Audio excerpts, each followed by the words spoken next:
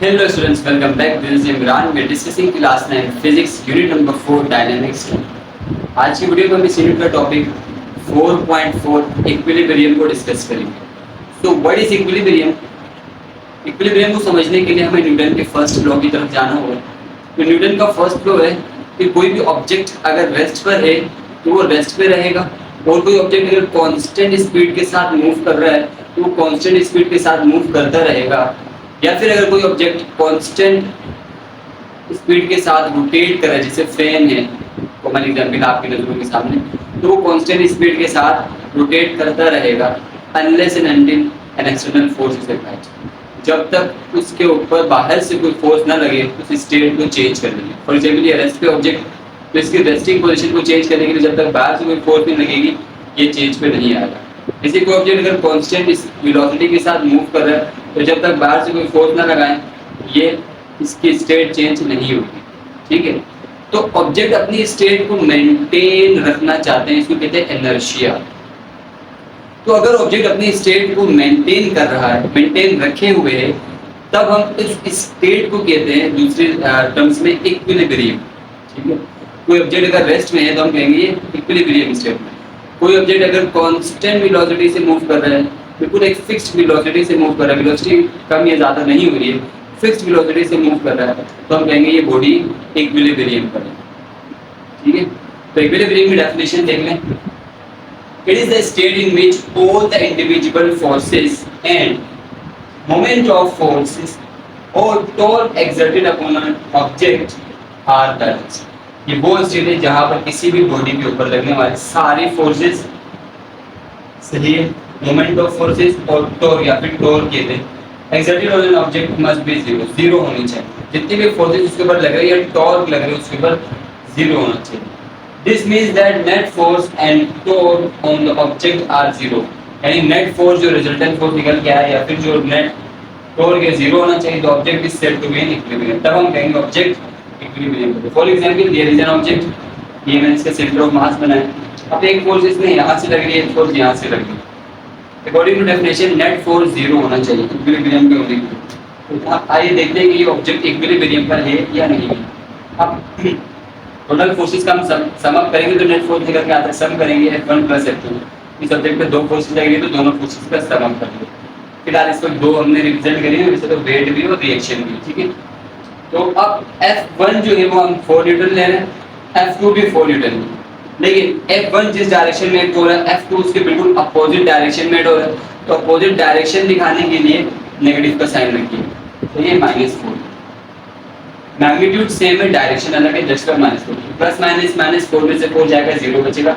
Net force क्या निकल के आ गया 0. तो किसी ऑब्जेक्ट के ऊपर लगने वाली अगर फोर्सेस 0 है तभी बॉडी जो है वो इक्विलिब्रियम पे होगी. ठीक है, ऐसे ही अब जो है हम यहाँ पे देख लें इस वाले डायग्राम में.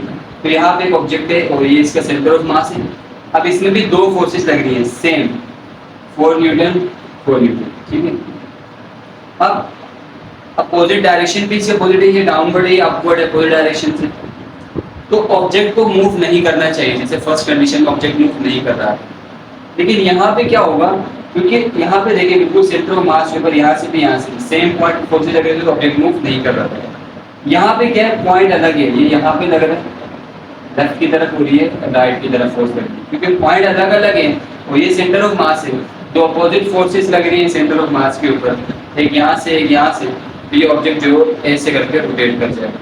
जब एक फोर्स यहाँ से और एक फोर्स यहाँ से लगेगी तो ऑब्जेक्ट ऐसे करके रोटेट कर जाएगा. ठीक है, तो ऑब्जेक्ट रोटेट करेगा तो ये तो अपनी स्टेट जो रेस्टिंग स्टेट से उससे तो हट गया, इसमें तो टॉर्क प्रोड्यूस हो गया, रोटेट हो गया ऑब्जेक्ट. सही है, तो अब यहाँ पे क्या हुआ, ये अब इक्विलिब्रियम पोजीशन पे नहीं है. दैट्स व्हाई अब इक्विलिब्रियम पोजीशन की कंडीशंस है, conditions of equilibrium. First condition of equilibrium, first condition क्या है, the vector sum of all the forces, जो हम ऊपर डेफिनेशन भी बात कर चुके हैं. Vector sum of all forces, लगने वाली सारी फोर्सेस का जो सम है वो 0 होना चाहिए. यानी F1 F2 F3 एक ऑब्जेक्ट के ऊपर लगने वाले जितने भी फोर्सेस हैं, Fn जितने भी फोर्सेस हैं 0 होना चाहिए. ठीक है, तब जाकर हम कहेंगे ये फर्स्ट कंडीशन है इक्विलिब्रियम की.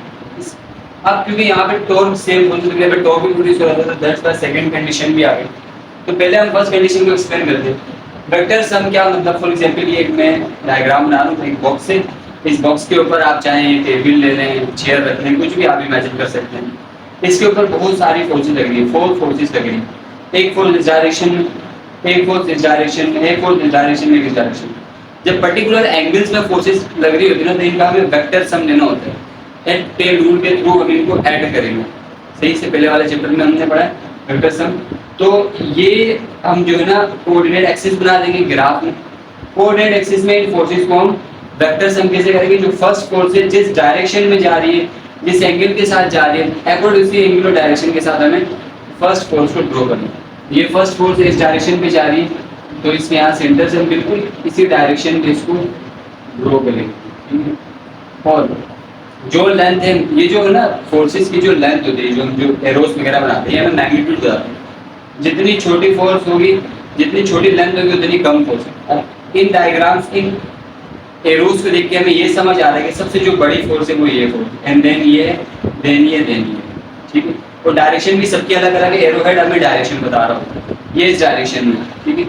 अब जो F2 है, F2 F1 के हेड पे ड्रॉ, इसकी टेल आकर के F1 पे लगाएंगे। यहाँ से उठा करके F1 पे इसकी टेल, जो डायरेक्शन है उसी डायरेक्शन पे ला करके यहाँ टेल यहाँ लगी, और डायरेक्शन बिल्कुल सेम होंगे, लेंथ मैग्नीट्यूड वगैरह सब सेम होंगे। ये F3 भी इसकी टेल, अब इसके हेड टू टेल क्या मतलब, फर्स्ट के हेड के साथ सेकंड की टेल लगानी, फिर थर्ड की टेल को इस वाले के साथ हेड में लगाना, जिस डायरेक्शन में उसी डायरेक्शन में ड्रॉ करना। तो ये लास्ट वन जिस डायरेक्शन में उसी डायरेक्शन पे, तो ये आकर के यहाँ पे। अब ये सारी फोर्सेस आकर के अगेन जुड़ गई है, जीरो पे आ गई है। तो वेक्टर सम क्या हो गया, इन सबका वेक्टर सम जीरो हो गया। दैट्स व्हाई ऑब्जेक्ट मूव नहीं कर रहा, राइट। अगर कोई एक फोर्स जीरो नहीं बन रही होती, कम या ज्यादा होती, तो ये ऑब्जेक्ट मूव करता, ठीक है। Now second condition of equilibrium क्या है, the vector sum of all the torques acting on a body must be zero. Second condition है कि वेक्टर भी जीरो होना चाहिए। सिर्फ फोर्सेस जीरो होने से काम नहीं चलता है, वेक्टर भी जीरो होना चाहिए, टर्निंग इफेक्ट भी जीरो होना चाहिए बॉडी के ऊपर। Hand torque, but torque, torque, जितने भी ऑब्जेक्ट्स बॉडी के ऊपर टॉर्क वगैरह जीरो होना चाहिए, तब जाके हम कहेंगे कि बॉडी इक्विलिब्रियम। तो ये दोनों कंडीशन फुलफिल होगी तब बॉडी इक्विलिब्रियम होगी। फॉर एग्जांपल यहाँ पे देखेंगे एक सी साइज झूला है, जो बचपन में हम अक्सर झूला करते थे। एक बच्चा यहाँ है, एक आपका आप हो और एक आपका फ्रेंड है, ठीक है। तो अब जो है ये आप और आपके फ्रेंड का वेट मान लें सेम ही 50-50, और जो डिस्टेंस है फलक्रम से मिड पॉइंट से, वो भी दोनों का सेम है 4 फुट। अगर डिस्टेंस कम या ज्यादा कर देंगे तो एक तरफ दूसरी तरफ झुकना शुरू कर देगा हमारा सीसॉ। नाउ अब अगर मैं यहाँ टॉर्क चेक करूँ, फॉर एग्जांपल वेट कितना है, 50 है वेट, तो F की जगह में 50, F की जगह में 50 क्यों लगा रहा हूँ, क्योंकि F क्या है, फोर्स, और वेट क्या होता है, वेट भी एक फोर्स होता है जो डाउन पे एक्ट कर रही होती है। तो हम F की प्लेस में 50 लिख सकते हैं, 50 आ गया। डिस्टेंस मोमेंट हम आ रहा है जी 4, तो 4 लगा दें, 50 को 4 से मल्टीप्लाई करेंगे 200, तो टॉर्क यहाँ पे 200 है, यहाँ पे भी जो टॉर्क है वो 200 ही होगा, क्योंकि 50 और 4 मल्टीप्लाई करेंगे 200। लेकिन एक चीज का फर्क है, अगर इमेजिन करें यहाँ पे टॉर्क प्रोड्यूस होता तो ये ऐसे ही ऑब्जेक्ट नीचे जाएगा, इस डायरेक्शन पे ऐसे मूव करेगा। तो इस डायरेक्शन में क्या मूव हो रही होती है, क्लॉक। तो क्लॉक जिस डायरेक्शन में मूव होती है, तो हम कहते हैं ये क्लॉकवाइज टॉर्क है। इससे पहले वाली वीडियो में हम बात करते हैं क्लॉकवाइज टॉर्क की वैल्यू को हम नेगेटिव लेते हैं हमेशा, ठीक है। अगर यहाँ टॉर्क प्रोड्यूस होता तो ये ऑब्जेक्ट ऐसे नीचे जाता, टॉर्क ऐसे प्रोड्यूस होता, ऐसे एंटी क्लॉकवाइज टॉर्क प्रोड्यूस होता है, एंटी क्लॉकवाइज, ये एंटी क्लॉकवाइज, ये क्लॉकवाइज। एंटी क्लॉकवाइज की वैल्यू पॉजिटिव लेते हैं। अगर मैं इन दोनों टॉर्क को ऐड करूँ, समेशन ऑफ टॉर्क 0 आना चाहिए। टॉर्क को अगर हम ऐड करते हैं तो 200 में 200 ऐड करेंगे, ये पॉजिटिव का, ये नेगेटिव का, प्लस माइनस माइनस 0, तो यहाँ पे टॉर्क 0 है, दैट्स व्हाई बॉडी इसमें इक्विलिब्रियम है, ठीक है। So I hope it is clear. Now next, okay, so next topic is principle of moment. Principle of moment basically second condition of equilibrium है, that's why मैंने इसको रब नहीं करा। सेकंड कंडीशन ऑफ इक्विलिब्रियम का दूसरा नाम प्रिंसिपल ऑफ मोमेंट, ठीक है। क्योंकि टॉपिक है अलग से, तो इसको एक्सप्लेन करते हैं। प्रिंसिपल ऑफ मोमेंट क्या कहता है कि किसी भी बॉडी के ऊपर अगर क्लॉकवाइज टॉर्क और एंटी क्लॉकवाइज टॉर्क बराबर हो जाते हैं तो बॉडी मूव नहीं करती, बॉडी रोटेट नहीं करती, सिंपल। अगर एंटी क्लॉकवाइज टॉर्क इक्वल है तो ऑब्जेक्ट रोटेट नहीं करेगा। For an object in equilibrium, अगर कोई ऑब्जेक्ट इक्विलिब्रियम पर है, the sum of the clockwise moment यानी क्लॉकवाइज डायरेक्शन में जो टॉर्क प्रोड्यूस होगा, मोमेंट का मतलब torque, clockwise moment taken about the pivot, ये पिवट है फिक्स पॉइंट जिसके अराउंड से यहाँ से मूव कर रहा होता है, ये रोड यहाँ पे मूव कर रहा है ऐसे, must be equal to the sum of anticlockwise, जितना क्लॉकवाइज मोमेंट है उतना एंटी क्लॉकवाइज मोमेंट भी होना चाहिए अबाउट द सेम पिवट, इसी पिवट के अबाउट। तो अब अगर ये जो सेम पिवट है यहाँ से ये रोड जो है वो मूव कर रही है up and down, torque produce कर रही है, तो यहाँ पर वेट भी काफी जो इम्पोर्टेंट रोल प्ले करते हैं। अगर आप वेट कम या ज्यादा करेंगे तो ऑब्जेक्ट, अगर इस तरफ ज्यादा करेंगे तो ऐसे टॉर्क प्रोड्यूस होगा, एंटी क्लॉकवाइज, इस तरफ ज्यादा करेंगे तो ऐसे टॉर्क। दूसरी चीज डिस्टेंस भी मैटर करती है। फॉर एग्जांपल मान लें दोनों सेम अगर ऑब्जेक्ट्स होते हैं 50 न्यूटन 50 न्यूटन, 50 न्यूटन को आप रखते हैं 2 मीटर पे और दूसरे 50 न्यूटन को आप रखते हैं 4 मीटर पे, तो अकॉर्डिंग टू यू किस तरफ टॉर्क ज्यादा प्रोड्यूस होगा? इस तरफ, बिकॉज आपको पता है टॉर्क का फॉर्मूला होता है F मल्टीप्लाई बाय डी है, W मल्टीप्लाई बाय डी, यहाँ पे वेट्स में W लिखूंगा, W multiply by D, force direct distance से मल्टीप्लाई कराते हैं, 50 को 4 से मल्टीप्लाई कराएंगे तो 200, 50 को 2 से मल्टीप्लाई कराएंगे तो 100, तो यहाँ पे टॉर्क कम प्रोड्यूस होगा, यहाँ पे टॉर्क ज्यादा प्रोड्यूस होगा, तो ऑब्जेक्ट इस तरफ, ये जो रोड है इस तरफ ऐसे नीचे हो जाता है ऑब्वियसली। तो डिस्टेंस को चेंज करने से भी टॉर्क ज्यादा होता है, इसी तरह वेट को चेंज करने से भी टॉर्क कम या ज्यादा होता है। फॉर एग्जांपल डिस्टेंस अगर मान लें दोनों का सेम होता है, यहाँ पे ऑब्जेक्ट होता है, यहाँ पे भी 2 मीटर पे होता है, यहाँ पे भी ऑब्जेक्ट 2 मीटर पे होता है, लेकिन वेट अलग अलग होते हैं, इसका 50 होता है, इसका 25, तो ऑब्वियसली क्योंकि इसका वेट ज्यादा है, तो वेट ज्यादा है तो मल्टीप्लाई होगा 2 से, तो 100 होगा 50, अगर यहाँ पे 25 होता है 2 से मल्टीप्लाई होता है 50, तो टॉर्क यहाँ ज्यादा होगा। दोनों चीजें डिपेंड करती है कि ऑब्जेक्ट कितनी डिस्टेंस पर है मिड पॉइंट से और ऑब्जेक्ट का वेट कितना ज्यादा है। अगर वेट सेम हो दोनों का तब डिस्टेंस मैटर करता है, कितना ज्यादा दूर ऑब्जेक्ट है, जो ऑब्जेक्ट ज्यादा दूर होगा मोमेंट आर्म ज्यादा होगा तो ज्यादा प्रोड्यूस होगा, तो ऑब्जेक्ट उसी तरफ नीचे आएगा, ठीक है। तो अब यहाँ पे देखिए इस एग्जाम्पल पे ये मोमेंट आर्म यानी डिस्टेंस जहाँ से ऑब्जेक्ट रोटेट कर रही है एक्सिस ऑफ रोटेशन से, जहाँ पे ऑब्जेक्ट वेट हैंग किया हुआ है वहाँ तक डिस्टेंस 2 मीटर मान लें, मैंने एग्जाम्पल में 2 मीटर लिखा, तो क्योंकि ये अगर ऐसे नीचे आएगा ऑब्जेक्ट तो ये एंटी क्लॉकवाइज डायरेक्शन बेडिंग के अपोजिट डायरेक्शन में मूव करेगा ऐसे, तो मैंने लिखा एंटी क्लॉकवाइज तो उनको formula W multiply by D, F multiply by D, weight है 50, डी है 2 मीटर मल्टीप्लाई करा दिया 100 आंसर। अब यहाँ पे देखें अगर ये ऑब्जेक्ट ऐसे नीचे आएगा तो क्लॉकवाइज डायरेक्शन में मूव करेगा, क्लॉकवाइज टॉर्क, वेट है 25, मोमेंट आर्म है यहाँ से यहाँ का 4 मीटर मल्टीप्लाई करा दिया 100 आंसर। क्योंकि ये क्लॉकवाइज छोड़ के क्लॉकवाइज छोड़ के पहले को हम नेगेटिव लेते हैं। अब जो है समेशन ऑफ टॉर्क का नेट फोर्स क्या निकल के आएगा, T1 + T2 करेंगे 100 - 100 + 100 - 100 0 आंसर, क्योंकि टॉर्क 0 आ रहा है, दैट्स व्हाई ये ऑब्जेक्ट रोटेट नहीं करेगी, बिल्कुल ऐसे फिक्स्ड स्टिल स्टैटिक पोजीशन पे रहेगी। तो यहाँ पे क्लॉकवाइज टॉर्क और एंटी क्लॉकवाइज टॉर्क इक्वल है, दैट्स व्हाई ऑब्जेक्ट मूव नहीं कर रहा है, तो इस प्रिंसिपल को कहते हैं principal of moment. Clear? Next, so types of equilibrium. इससे पहले जो हम डिटेल पढ़ चुके हैं इक्विलिब्रियम्स के रिलेटेड डेफिनेशंस में, वही सारी चीज़ें हैं यहाँ पे, बस डेफिनेशंस के साथ क्लासिफिकेशन की गई, ठीक है। सो दो तरह की टाइप से इक्विलिब्रियम के, स्टैटिक एंड डायनामिक। डायनामिक को फर्दर डिवाइड किया गया है, dynamic translational equilibrium, dynamic rotational equilibrium. तो पहले हम देखते हैं स्टैटिक इक्विलिब्रियम क्या है। हर वो ऑब्जेक्ट जो रेस्टिंग पोजीशन पर है उस ऑब्जेक्ट को हम कहेंगे, देखिए इक्विलिब्रियम पर है। कोई भी रेस्टिंग ऑब्जेक्ट है तो हम कहते हैं ना इक्विलिब्रियम पर है, बिकॉज लगने वाली सारी फोर्सेस उसके ऊपर जीरो हो रही है तो वो इक्विलिब्रियम पे। अब इक्विलिब्रियम पर तो है लेकिन स्पेसिफिक उस इक्विलिब्रियम का नाम है स्टैटिक इक्विलिब्रियम, क्योंकि जो ऑब्जेक्ट रेस्ट में है उसको हम कहेंगे static equilibrium. When a body is at rest under the action of several forces acting together and several torques acting together, torques लगने के बावजूद या जितने भी फोर्सेस लग रही है उसके बावजूद अगर ऑब्जेक्ट रेस्ट पर है, रुका हुआ है, तब हम उस ऑब्जेक्ट को कहेंगे ये इक्विलिब्रियम पर है। Body is said to be in static, तो इक्विलिब्रियम क्या कहेंगे? Static equilibrium. Clear? Example, a book is resting on the table, a chair, tree, standing, bus वगैरह वगैरह सारी चीजें, हर वो चीज जो रुकी हुई है। नाउ डायनामिक इक्विलिब्रियम क्या, इसी का अपोजिट होगा। अगर रुकी हुई चीजें जो इक्विलिब्रियम पर उनको स्टैटिक कहते हैं, जो ऑब्जेक्ट कांस्टेंट वेलोसिटी के साथ मूव कर रहे हैं वो भी तो इक्विलिब्रियम पर, क्योंकि उनकी वेलोसिटी चेंज नहीं हो रही है, या रोटेट करें कांस्टेंट स्पीड के साथ वो भी इक्विलिब्रियम पर है।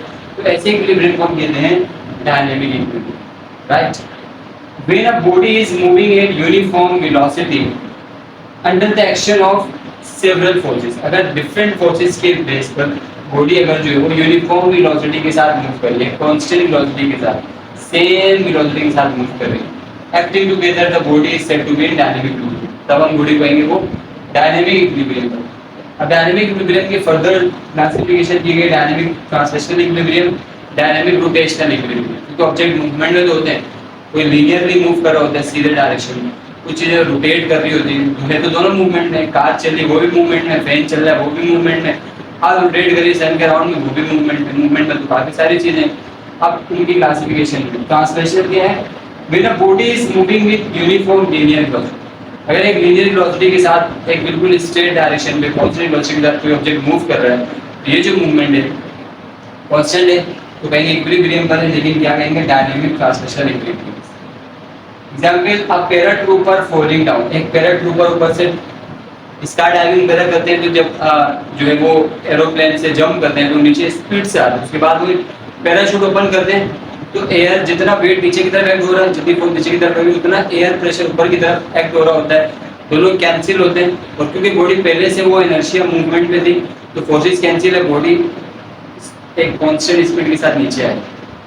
सही, अब यहाँ पे स्पीड कांस्टेंट है, तो इसीलिए इसको हम एग्जांपल ले रहे हैं डायनेमिक ट्रांसलेशनल इक्विलिब्रियम में, और ट्रांसलेशनल है बिल्कुल पूरी बॉडी एक साथ ऐसे मूव हो रही नीचे जाए, बार बार पोजीशन चेंज कर। तो अब पैराट्रूपर फॉलिंग डाउन, इसी तरह object sliding at constant speed, slide करे हुए ऑब्जेक्ट चल के जा रहे हैं constant speed. Now dynamic rotational equilibrium, when a body is moving with uniform rotation, अगर यूनिफॉर्म रोटेशन के साथ एक ही रोटेशन के साथ मूव करिए तो हम कहेंगे डायनेमिक रोटेशनल इक्विलिब्रियम। एग्जांपल है रोटेटिंग सीलिंग फैन, जो फैन होता है वो इक्विलिब्रियम पर है। सही है, रोटेट तो कर रहा है लेकिन सेम स्पीड के साथ रोटेट कर रहा है, तो इक्विलिब्रियम पर। जैसे आप स्विच ऑफ करोगे तो वो स्लो डाउन होना शुरू होगा, तब वो इक्विलिब्रियम पोजीशन से आउट हो गया, लेकिन जब वो कांस्टेंट स्पीड के साथ जब तक मूव कर रहा है तब तक वो जो फैन है dynamic rotational equilibrium. Bicycle wheel spinning steadily, अगर सेम स्पीड के साथ कोई आप बाइक चला रहे हैं, साइकिल चला रहे हैं, उसके जो व्हील है सेम स्पीड के साथ अगर रोटेट कर रहा है, जब तक सेम स्पीड के साथ रोटेट कर रहा है तब तक वो dynamic rotational equilibrium. Rotation of earth की रोटेशन, स्पिन करते हैं ना अर्थ से कांस्टेंट स्पीड के साथ करते, जब भी जो है ना फिक्स डे और नाइट्स वगैरह होते हैं, ठीक है। अब आपको कभी दिन बड़े कभी छोटे होते हैं, तो वो जो है ना अर्थ जो है एक तो स्पिन करी, स्पिन की वजह से तो सेम दिन रात होते हैं, लेकिन अर्थ रोटेट भी कर रही हो, तो कभी सन से ज़्यादा दूर होती है, कभी ज़्यादा करीब होती है, कभी किस एंगल पे सन के पास होती है, कभी किस एंगल पे होती है, इस वजह से दिन कम या छोटे होते हैं, लेकिन उसकी जो रोटेशन है वो बिल्कुल कांस्टेंट है। दैट्स व्हाई हम कह सकते हैं कि अर्थ dynamic rotational equilibrium. Right, I hope तो आपको आज का टॉपिक क्लियर हो गया। कोई भी क्वेश्चन आप कमेंट में पूछ सकते हैं। इसी के साथ इस वीडियो को यहीं पे एंड करेंगे, मिलते हैं नेक्स्ट वीडियो में। तब तक के लिए कीप स्माइलिंग, टेक केयर, पढ़ाई करते रहें, stay hard stay strong, take care, bye bye.